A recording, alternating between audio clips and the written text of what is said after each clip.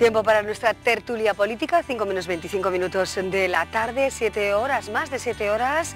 Invirtió ayer la presidenta del Gobierno, Yolanda Barcina, en dar las explicaciones en el denominado caso Goicoechea, en esa comisión de investigación que llega ya a su fin, con sus conclusiones finales a final de semana. Damos la bienvenida a Luis Ibero, a Román Luzán y a José Javier Echeverría. Luis, ¿qué tal? Bienvenido, buenas tardes. Bien, ¿y vosotros? Muy Gracias bien, por acompañarnos. Tardes. Gracias a vosotros por llamarnos. Román Luzán, ¿cómo estás? Bienvenido. Muy bien, muchas gracias. Primera vez que nos encontramos en esta tertulia. Espero que no sea la última. Esperemos que no. Muchísimas gracias por tu compañía. Gracias. Y también damos las buenas tardes a José Javier Echeverría. ¿Qué tal, José Javier? Bien, buenas tardes. Buenas tardes. Bueno, vamos a ver esas imágenes que nos muestran a Yolanda Barcina, la presidenta del Gobierno, tras la comisión de investigación, tras su intervención. Pero queremos analizar, sin duda alguna, cómo fue, cómo se desarrolló, cómo participaron los diferentes portavoces parlamentarios, a veces en un cruce dialéctico, desde luego importante, con bueno, una gran intensidad, algunos momentos de gran intensidad, por ejemplo, protagonizados por el portavoz de Bildu, Mayorga Ramírez, también por el portavoz de Izquierda Ezquerra. Bueno, enseguida vemos las imágenes en las que, bueno, pues la presidenta del Gobierno pues terminaba la comparecencia, ¿no? Tras tantas horas, ¿no, Luis? Llama la atención, sin duda alguna, la intensidad de la comparecencia. Vamos a fijarnos en primer lugar en esa imagen, ¿no? La imagen que puede ser del cansancio, pero también del tesón, podríamos decir así, de la presidenta Barcina. Bien, vamos a ver, el aguantar 7 horas y media una sesión parlamentaria y además con una especie de acoso y derribo de la persona, con una serie de preguntas duras, personales, directas, la verdad es que es muy difícil, es tremendamente difícil el mantener ese concepto de lo que es la realidad y el concepto de lo que es saber contestar a lo que se le pregunta, ¿no? Pues porque al final, después de las 7 horas y media, una persona está cansada y no puede ser con esa agilidad mental que demostró Yolanda. La verdad es que a mí me ha sorprendido el hecho de que haya tenido esa fortaleza y ese empaque a la hora de responder, al margen de si razón o no razón. Exactamente. Vamos a fijarnos en primer lugar en las formas, José Javier. Si hubiera que hacer una radiografía general y ponerle calificativos a esa intervención, tanto de la presidenta como de la oposición, de todos los grupos que conforman el legislativo, ¿con qué nos quedaríamos? Yo, como no le estoy dando mucha credibilidad o mucho poso a lo que es propiamente una comisión de investigación que se fija ya cerrando la fecha de las conclusiones sin determinar si a raíz de una primera comparecencia va a surgir una segunda comparecencia que no estaba prevista en un primer momento, está claro que aquí hay unos plazos y entonces todo tiene que encajar para que una fecha determinada se puedan convocar unas elecciones. Entonces, ya con esa premisa, todo es un poco un debate como tendremos aquí en la campaña electoral, pues muy parecido, con la diferencia que hay una persona que va, en este caso Yolanda Barcina, como protagonista y los periodistas, entre comillas, son los diferentes grupos parlamentarios que forman la comisión. Recordándome un poco las declaraciones de la infanta, en el caso Nos, la posición es muy sencilla, es decir, sabe los 5 asuntos de los que se le va a preguntar y todos son preguntas sobre la misma base, intentando buscar contradicciones, teniendo antes de entrar claro que voy a contestar a esas 5 ideas, siempre voy contestando lo mismo. Uno analiza un poco las respuestas, incluso ella misma dice, me remito a lo que he contestado en la pregunta anterior, porque muchas cosas eran repetidas, si encima son muchos grupos políticos diferentes, que todos quieren asumir su protagonismo, un juez les hubiera dicho, esta pregunta ya se ha hecho en su momento, no la vuelva a hacer. Y seguramente la tercera, la cuarta o la quinta intervención hubieran sobrado. Por eso no le doy tanto valor al planteamiento de Yolanda Barcina, porque realmente pienso que tampoco ha habido elementos, ni los grupos, ni el asunto como para profundizar o intentar buscar alguna contradicción o alguna declaración sorprendente de autoinculpación. Si hubiera que encontrar fortalezas, las encontramos, pero también las debilidades, si se han encontrado en Yolanda Barcina, en la presidenta del Gobierno. Debilidades yo no le vi. Emoción sí, porque hubo un momento que se emocionó cuando reconoció que si hubiera sabido lo que le esperaba o lo que le iban a hacer a Lourdes Goicoechea, no lo hubiera nombrado nunca, se le escapó una lagrimilla y se le cortó la voz, pero no le vi debilidades. Hay quien ha podido ver como debilidad el cambio de tono en el debate según con quién hablaba. Es una mujer con una dialéctica poderosa, muy preparada, muy fuerte mentalmente, y sabía de qué quería hablar, como dice Juanjo, sabía perfectamente qué le iban a preguntar, sabía qué habían dicho los técnicos, controlaba perfectamente la situación. Y entró al debate político, no al debate técnico, que es lo que intentó Lourdes Goicoechea el día anterior. Y según planteara el debate el portavoz del grupo que intervenía, lo planteaba ella. Si eres duro, puedo ser más duro. Si intentas rebajarme, intentaré rebajarte. Si me tratas con cortesía y quieres unas respuestas rápidas, coherentes, tal, lo haré yo también. Si como Manu Ayerdi quieres teorizar sobre economía, yo también teorizo sobre economía. Es decir, supo, creo que dicen los entendidos en fútbol que ahora se leen los partidos. Yo creo que supo leer muy bien la comisión, leer muy bien el debate. No le vi debilidades. Vamos a escuchar sus palabras después de esa comisión de investigación y luego seguiremos también escuchando otros testimonios que hemos ido recogiendo en las últimas horas y que nos van a llevar incluso al Congreso de los Diputados. En primer lugar, escuchamos a la presidenta. No ha habido corrupción, no ha habido ilegalidad. La comisión de investigación es la que tiene que tomar ahora sus decisiones con ese ultimátum que me dio, que en 15 días o me iba o hacían ellos una moción de censura, pues ese órdago al gobierno de Navarra por unos temas sin profundizar en ellos y ellos mismos. Y hoy teníamos ya la valoración de todos los partidos políticos tras esa comparecencia, lo vemos. A falta de las conclusiones finales y tras haber escuchado a todos los comparecientes, Aralar sostiene que la comisión de investigación no ha demostrado ilegalidades. Nosotros creemos que no se han podido detectar ni ilegalidades ni tampoco consecuencias irregulares en el funcionamiento. Sí se ha podido demostrar un funcionamiento chabacano, un funcionamiento sin garantías. Las convicciones políticas para hacer o no hacer una moción de censura o cualquier otra iniciativa tienen que asentarse en las convicciones y no tienen que asentarse en las presuntas conclusiones o hipotéticos resultados de una comisión que no puede andar a uña de caballo y de esta manera. Por eso, pues estamos en una situación muy difícil. Difícil sobre todo porque el PSN sigue sin confirmar si presentará o no la moción de censura, a pesar de que considera aprobado el tráfico de influencias. Queda perfectamente acreditado que ha habido tráfico de influencias, aun cuando nosotros podemos ya sacar en claro cosas, eso es evidente, esperaremos a que la comisión apruebe sus conclusiones y una vez que la comisión apruebe sus conclusiones, el Partido Socialista se reunirá, tomará las decisiones que tenga que tomar. Bildu cree que la comisión de investigación ha ratificado todas las acusaciones de Idoia Nieves y sigue haciendo un llamamiento a la necesidad de elecciones. Ante la constatación y las diferentes sesiones que hemos tenido en este Parlamento, evidentemente lo lógico sería la asunción de responsabilidades por parte de la presidenta del Gobierno de Navarra, Yolanda Barcina, y la convocatoria de elecciones. UPN, sin embargo, considera que la comisión ha demostrado la legalidad de todas las acciones del Gobierno. Que en ningún caso, desde luego, se puede hablar de corrupción ni por asomo. Si quieren presentar una moción de censura, ellos sabrán. Yo creo que los ciudadanos han podido apreciar que no hay motivos para presentar una moción de censura. El viernes por la mañana se debatirá y votará el dictamen de la comisión de investigación. Veremos esas conclusiones y en principio que nos depara el panorama político de nuestra comunidad con esta crisis institucional. ¿Habrá moción de censura?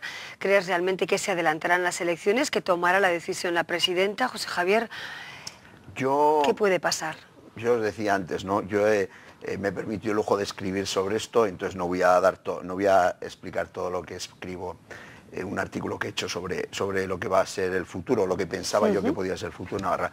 Pero yo sí quiero quedarme con dos llamadas telefónicas que son un poco lo que reflejo de lo que va a pasar. Hay una primera telefónica que es la que hace Roberto Jiménez a Rubalcaba, en la que Rubalcaba yo considero que ya es, entre comillas, un cadáver político, en el sentido que ya no es el futuro del Partido Socialista a nivel del Estado. Entonces ya lo que haga Roberto Jiménez en Navarra, como que a él ya no le afecta. Entonces Roberto Jiménez ve la oportunidad de la debilidad de su líder, le llama a Madrid y le dice, oye, ¿qué pasa si hago una moción de censura? En circunstancias normales, si él fuera a ser el líder del PSOE durante 4 o 6 años, le diría, ni se te ocurra, porque esto a mí me cuesta un montón de votos. Pero como ya le da igual, le dice, oye, en el convento, haz lo que quieras. Primera llamada. Segunda llamada, cuando ya sale Roberto Jiménez diciendo que puede plantear una moción de censura,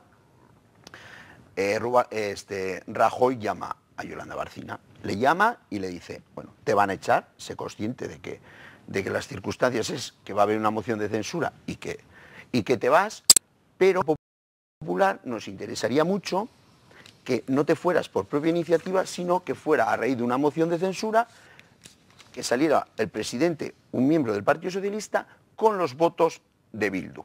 Entonces Rajoy le dice, yo quiero esa foto, presidente del PSOE, con los votos de Bildu. Y si me consigues esa foto, yo te lo agradeceré con la correspondiente responsabilidad ministerial o parecida en Madrid. Esas son las dos firmas. Y eso que al principio, de llamadas, y eso que al principio era una locura, hoy viendo a los supuestos apoyos del Partido Socialista, cómo han reaccionado, qué conclusiones sacan, si nos fijamos, Zabaleta no ve que esto sea justificación de una moción de censura, sino que tiene que haber otros motivos, y Mayorga dice, lo lógico sería hacer un llamamiento al PSOE y decirle, después de las conclusiones que hemos visto, Roberto Jiménez, estás legitimado a presentar la moción de censura. Y no dice eso, dice, Yolanda Barcina tiene que ser la que disuelva. Es decir, ellos ya ven que van a ser tontos útiles y que al final, una vez que Yolanda Barcina, que es el principal obstáculo o uno de los motivos por lo que se produce la ruptura entre UPN y PSOE, si Yolanda Barcina desaparece, yo planteaba un candidato de UPN, pero puede ser que ahí esté patinando un poquito, pero con otro candidato de UPN, Roberto Jiménez, se vuelven a juntar y volvemos a reeditar el gobierno anterior. Bueno, ese es el planteamiento que hace José Javier Echeverría, bien estudiado y estructurado, y veremos a ver si es una realidad o no. Suelo decir, quién sabe, ¿no? Bueno, son hipótesis, desde luego desde la experiencia política que avala a los tres invitados que nos acompañan, ¿no? Román Luzán, ¿podría ser en cierta medida, bueno, pues aceptable la hipótesis que plantea José Javier Echeverría? ¿Puede haber o debe haber, ¿no?, en esta situación que vive Navarra, un adelanto electoral? ¿La presidenta puede estar pensando en esto, quizá con otro candidato que no sea ella a la presidencia del gobierno de Navarra? Si fuera otro candidato, ¿hay nombres que ya están sonando? No sabía yo que Juan José Echeverría era tan maquiavélico y que pensaba tanto de ida y de vuelta de Madrid, de aquí a Madrid. Estoy seguro, porque además ella misma lo ha dicho, que ha pensado en disolver el Parlamento y en convocar elecciones, y él también ha dicho que le tendrían que obligar, porque su deber es gobernar. Hoy por hoy, si se siguiera el proceso normal electoral y fuera en marzo del año que viene las elecciones, quedarían 14, 15 meses en los que Yolanda Barcina podría pensar en un recambio. Hoy por hoy, y de golpe y porrazo, unas elecciones el 25M, puede ser que el único candidato posible sea Yolanda Barcina. Se oyen nombres, todo el mundo ha oído algún consejero que suena como posible candidato, el secretario general suena como posible candidato, pero hoy por hoy... El secretario general Óscar Arizcuren. ¿De qué consejero hablamos? ¿De qué consejero hablamos? De José Javier Esparza, también se oye ese nombre, pero esos son mentideros políticos, eso pasa siempre. También se sigue oyendo, por ejemplo, a Alberto Catalán en ocasiones, ¿no? Pero hoy por hoy el candidato es la presidenta. Hasta que ella no diga, y los órganos del partido, que están en gran medida en manos de la propia presidenta, no lo digan, no hay candidato. Es más, no hay ni elecciones. De momento son conjeturas, ¿no? Sí, son conjeturas. ¿Cómo lo vería yo si tuviera que decidir?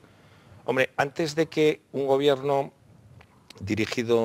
presidido por Roberto Jiménez y apoyado por fuerzas abertzales, organice las elecciones, controle el gobierno y el Parlamento que surja del gobierno, antes yo, Román Luzán, si fuera el presidente, disolvería y convocaría las elecciones. No sé qué hará Yolanda Barcina, porque ella misma ha dicho que si puede aguantar todo lo que queda de legislatura, lo hará.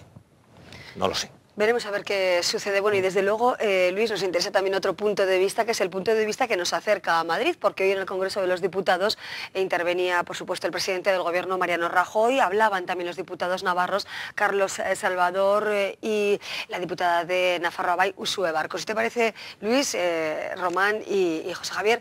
Y ustedes, por supuesto, vamos a escuchar esas intervenciones y las analizamos ahora mismo. Estoy de acuerdo en que en Navarra no ha habido corrupción. Estoy de acuerdo en que hay quien quiere llegar al poder por cualquier procedimiento. Muchos navarros que viven comprobando cómo se quiere sacrificar Navarra en el altar de los intereses de los nacionalistas. ¿Alguien puede tener la desvergüenza de agitar el fantasma del que vienen los vascos? Un poco de respeto, por favor. Luis Ibero, ¿cómo se ve desde Navarra el Congreso de los Diputados y este planteamiento, esa confianza que deposita Mariano Rajoy en la presidenta Barcina, las críticas de Uxue Barkos y la defensa a la actuación del Gobierno por parte de Carlos Salvador? Bien, yo creo que podemos hacer el mismo síntesis, lo que ha pasado en España, en Madrid, que lo que ha pasado aquí. En estos momentos lo que es una confrontación de intentar conseguir el poder, eso está claro. Por lo tanto, todas las acciones que se han hecho en estos momentos en el Parlamento de Navarra han sido encaminadas a decir vamos a quitar a la presidenta porque queremos poner nosotros. Eso es así. Porque si hubiese habido una causa, se hubiese realizado. Hay que recordar que nosotros en el tripartito tuvimos que dejar el gobierno porque hubo causa, más que suficiente, porque salió la cuenta del Partido Socialista en Suiza. Entonces, hubo causa. Es motivo suficiente, se hace un nuevo gobierno y aquí no pasa nada. Pero en estos momentos, al no haber causa suficiente, lo que no tiene sentido es haber ni un adelanto ni una convocatoria. Tiene que seguir Yolanda hasta su finalización. Y nos tenemos que acostumbrar que las elecciones son para 4 años, no para lo que quiere la oposición.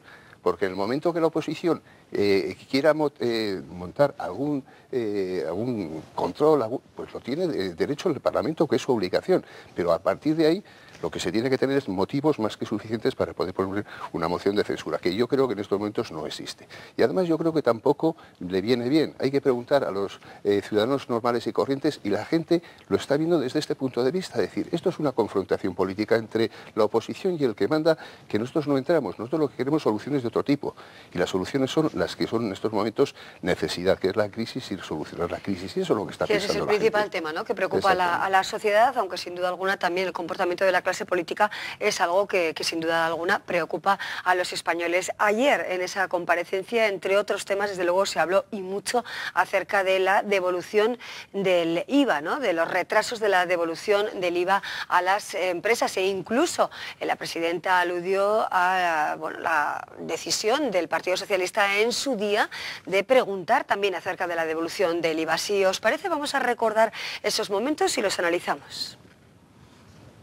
7 horas y media después de su comienzo, la comparecencia de Barcina terminaba así. Antes de entregar esta fotocopia de correo que me da, si es propiedad del Gobierno, porque aquí es de la señora Idoia Nieves al señor Álvaro Miranda, si se lo ha dado a alguno de los dos, o si es propiedad del Gobierno. Si es propiedad del Gobierno. Usted no tiene autorización de ninguna de las dos personas para hacer público este correo y se envía a la Fiscalía por si fuera imputable a la señora Barcina un delito que se refiere a la revelación de secretos. Se referían a este correo, un correo que la exdirectora de Hacienda, Idoia Nieves, envió al entonces consejero de Economía, Álvaro Miranda. En él se lee textualmente: la solicitud de devolución anual de IVA por la que se interesó el lunes Roberto Jiménez ya ha sido analizada por el negociado de devoluciones y dado la conformidad a la misma. Barcina lo mostró al principio de su intervención. ¿A que sí que esto es lo que el señor Rascón ayer estuvo hablando, que era tráfico de influencias? Esta documentación se la doy al señor Rascón, porque quien pide esta documentación, si usted va al juzgado,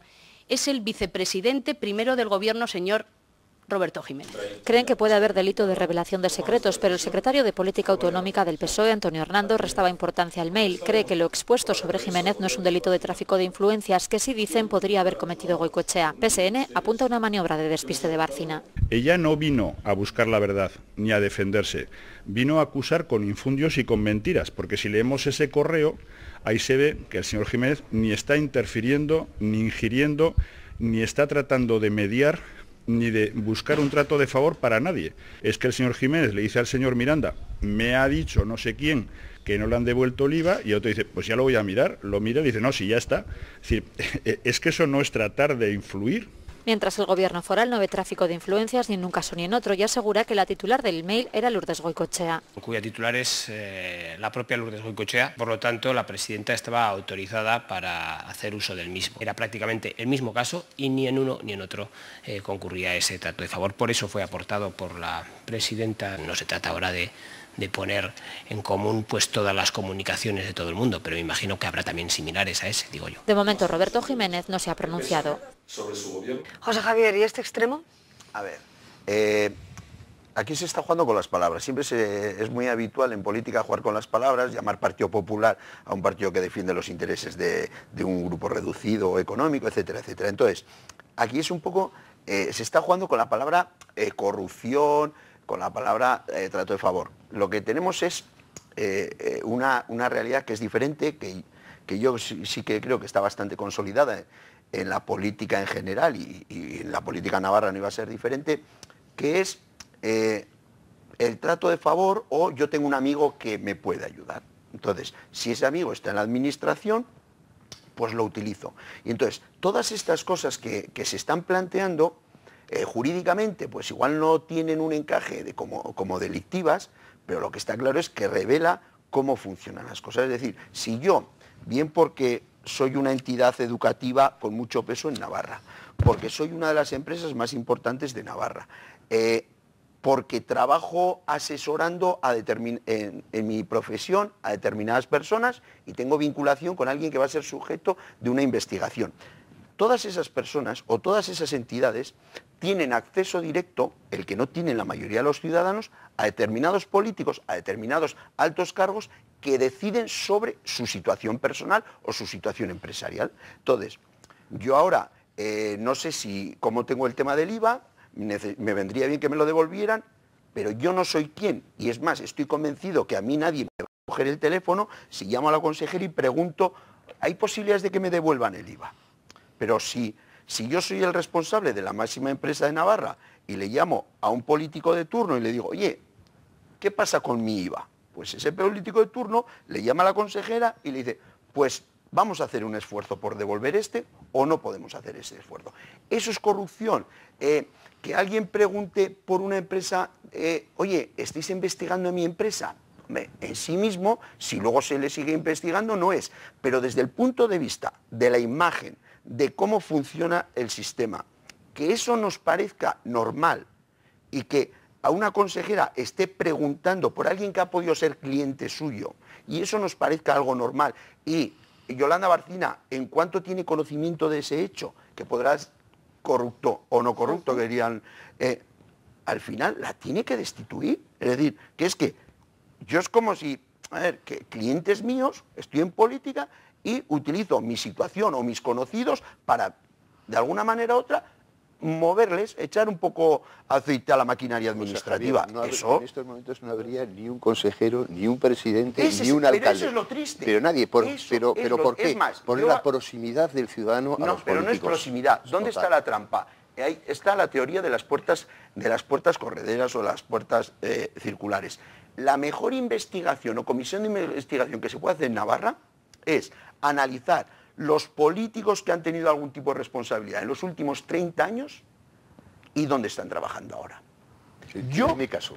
Yo acabé la política, 4 años en un cargo de responsabilidad y tuve que ir a apuntarme a 20 ETTs para poder empezar a trabajar. Bueno, eso sería desde luego un buen una trabajo reflexión y una buena investigación. Y si ¿no? hacemos un seguimiento de dónde están trabajando, que me digas tú que presidentes del gobierno sean delegados de grandes multinacionales, ese es el problema. Que luego esa llamada, ¿cómo va mi IVA? Cuando dejas la política, se compensa. Esa es la corrupción. No estoy de acuerdo con Juan José, a mí me parece que es que sencillamente la sociedad navarra funciona así, la sociedad española funciona así. Cuando tienes una empresa privada, también tienen acceso a ti mismo tus conocidos. Si yo paso a ser concejal como tú lo has sido o paso a tener un cargo de responsabilidad, lógicamente es una cuestión de ida y vuelta y de confianza. Yo si te conozco a ti y tengo confianza contigo, te pediré el voto.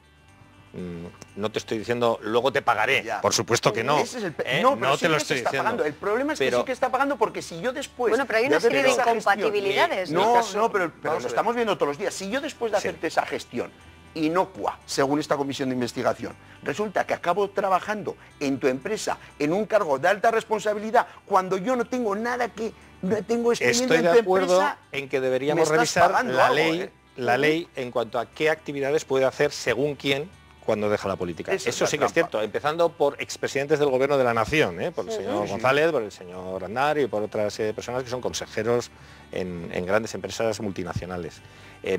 Pero yo no veo corrupción y me extraña que haya todavía personas en el Partido Socialista que hablen de comportamientos impropios, de corrupción, de tal, cuando incluso personas como Pachi Zabaleta, con ese fino olfato político que tiene, recula y dice, vale, veo algo chabacano, pero no veo nada, pero no veo corrupción. Es que la tradición está ahí y las costumbres están ahí. Yo, estando de alcalde de Cizurmayor, en los años 79 a los maestros se les erigía que todos los maestros iban casa por casa de los concejales. Y esa práctica existe todavía. Entonces, ¿era mala? Pues no era mala, era la acostumbrada, que eso se eliminó, de acuerdo, que en esos momentos en Navarra, por la cercanía a los políticos, se te acerca cualquiera y te piden no favores, porque, ojo, la conclusión final es si después se ha cumplido la ley. Si se ha cumplido la ley es un mero trámite que hacemos normalmente de correvidiles del ciudadano cara al funcionario. Bueno, pues y con los funcionarios pasa lo mismo. De un posible... Cuando conoces a alguien dices, oye, me está pasando esto, y te dirá, vale, regístralo en ventanilla, que de paso voy y pregunto. Y luego te mandan una cesta a casa. Cuidado, Hombre, cuidado. Eso es cohecho pasivo, ¿no? Es que estamos hablando de colocaciones de personas en empresas, en determinados puestos no relacionados con su vida anterior, y a raíz de salir de la política están bien colocados, reciben ayudas para sus empresas a través de préstamos. Bueno, nos quedamos con estas reflexiones, etcétera, José Javier, etcétera, porque desde luego el tema da para mucho y quizá hay que plantearse, bueno, pues un nuevo sistema o una ley diferente en lo que concierne a las incompatibilidades antes del cargo, durante el cargo y después de ejercer el cargo. Luis Ibero, muchísimas gracias por acompañarnos. Román Luzar, muchísimas gracias. José Javier Echeverría, gracias también a ti. Gracias a ti. Análisis interesantes los que hemos escuchado esta tarde. Hacemos una pausa y seguimos.